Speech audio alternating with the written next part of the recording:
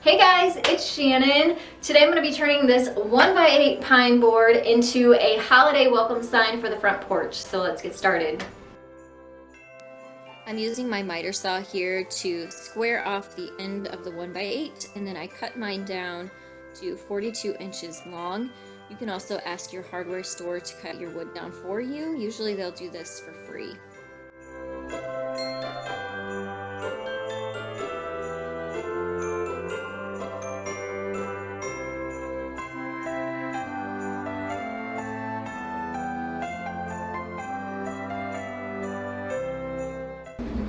Alright, so I have my wood prepped now. I cut mine down to 42 inches tall, and you can of course make yours to the height that fits your space. And then I sanded it all really well with 80 grit sandpaper and my orbital sander. However, my board has a pretty good knot here, and you can see it's cracking, and I don't want to see that when I'm painting, so I'm going to add some wood filler to it, let it dry, and then come back and sand it smooth, so that way I'll have a nice smooth finish for whenever I go to paint it.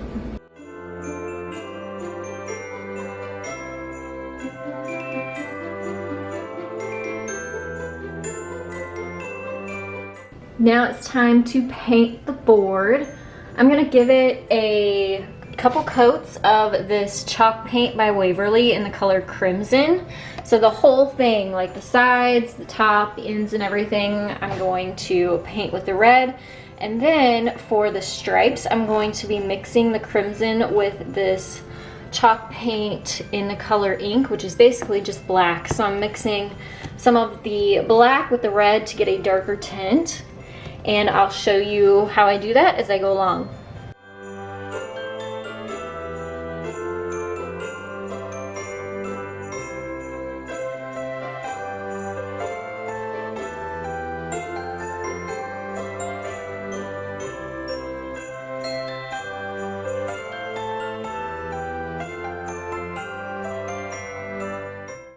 Here's a look at it after 2 coats of paint, and it is still wet. You want to make sure that you let this dry as long as you possibly can. I'm going to let mine sit for about 30 minutes to an hour because we're going to be adding painter's tape over this to give it the stripes. You really don't want any damp spots or any kind of wet spots, because then your painter's tape will peel it up and then you won't have a nice finish for your buffalo check. So just, you could take a hairdryer to it, but still sometimes you'll miss a few spots. So it's just best to just let it sit and dry completely before moving on to the next step. Alright, so my board is completely dry now, so I can start adding the tape. I'm gonna mark a center line here and do my tape working my way out from the center. That way I don't have uneven lines on the outsides when I get there. And then I'll show you how I tape as I go along here. Like I said, I measured out to find the center of the board on both ends, and then used that as a guide for where I needed to place my center line of tape. And that's just, you really want to make sure that these are really even, because this is going to set up the whole pattern on your piece. Then I laid out a space holder piece of tape, so this one's not going to stay, but you want it right up next to your center line piece, and then you're going to add a third piece right next to it. What I did here is, this is my center line that I started with, my center piece of tape, and then I laid 2 more down next to it. That way I would have evenly spaced lines when I painted. And what you do is you just peel off this middle piece here, and then what I'm going to do is take it off and lay it down next to this one as another spacer, and lay down another piece of tape to tape off this edge. And that's just so you have a nice even gap.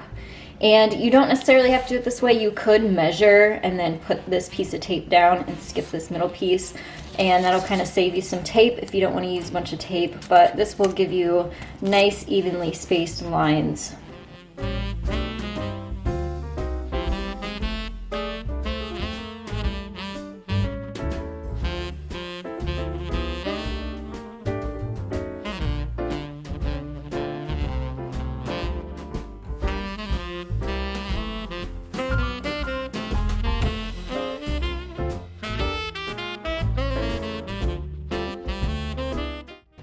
right, so here's a look at the vertical lines all taped off, and I just ran my hand over them really good so I would get a nice clean crisp line.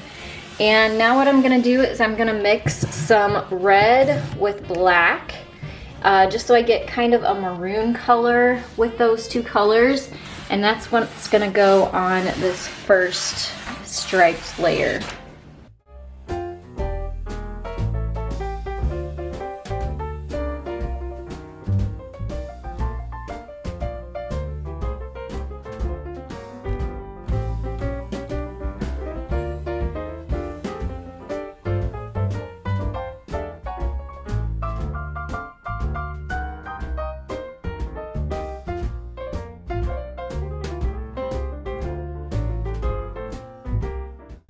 So here's a close-up look of it. I did 2 coats of this, and now I'm going to remove the tape and let that dry.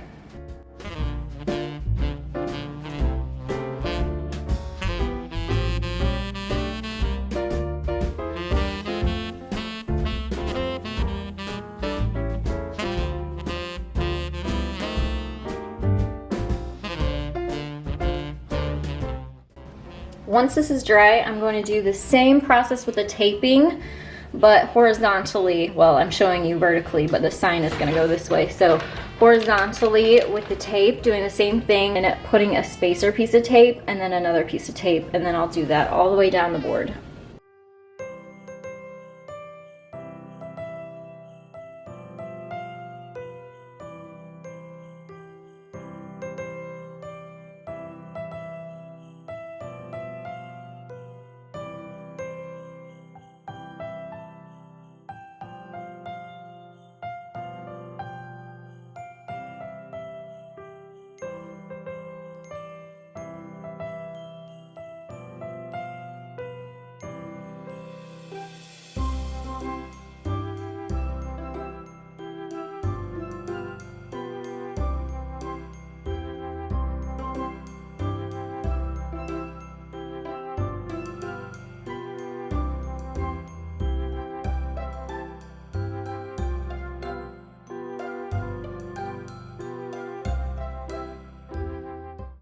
For the next layer of paint, I'm gonna do the same thing, but I'm gonna do red and just a little bit lighter of a black so it's not quite as dark as this.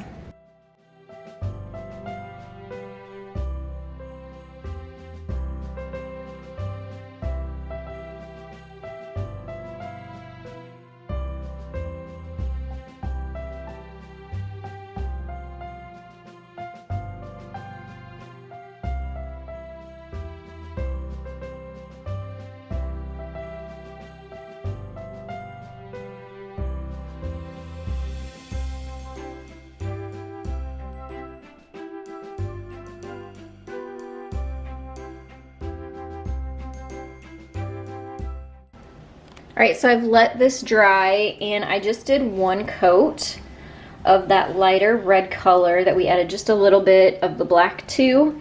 And I sort of did it really light so that you could still see some of the darker toned red coming through, that maroon color. And it kind of has that nice gray heathered look. And now what I'm gonna do is leave this blue tape on here, and I'm going to relay the vertical lines that we did in the very first step, so you can see here where those lines are. So I'm going to relay those down and paint the entire thing black, and then when we remove all the tape after it's dried, we'll have that really cool buffalo check pattern.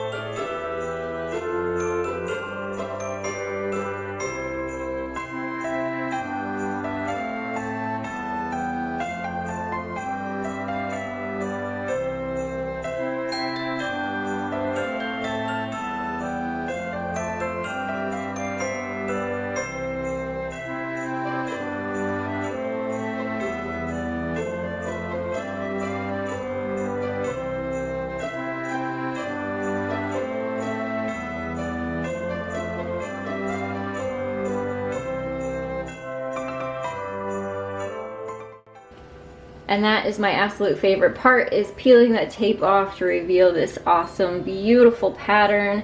The video really just doesn't do it justice, but since this is going outside, I am going to seal it, and then I'm going to apply my vinyl design to the front and send it outside to the porch.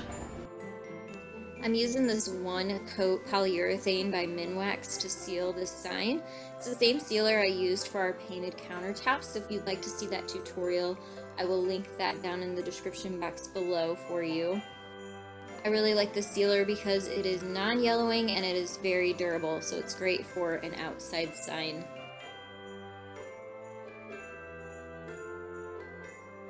Like the can says, you can use just one coat to seal your sign.